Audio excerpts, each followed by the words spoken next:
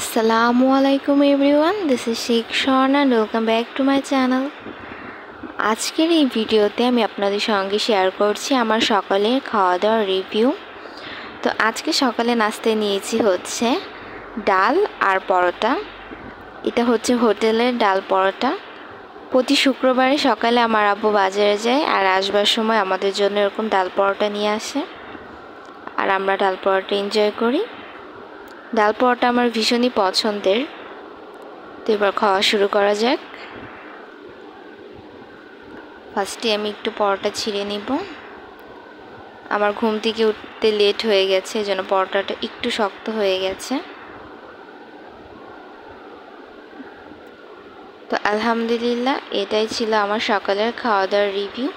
ভিডিওটা ভালো লাগলে ভিডিওতে অবশ্যই লাইক করবেন এবং নতুন নতুন ভিডিওর জন্য চ্যানেলটিকে অবশ্যই সাবস্ক্রাইব করবেন।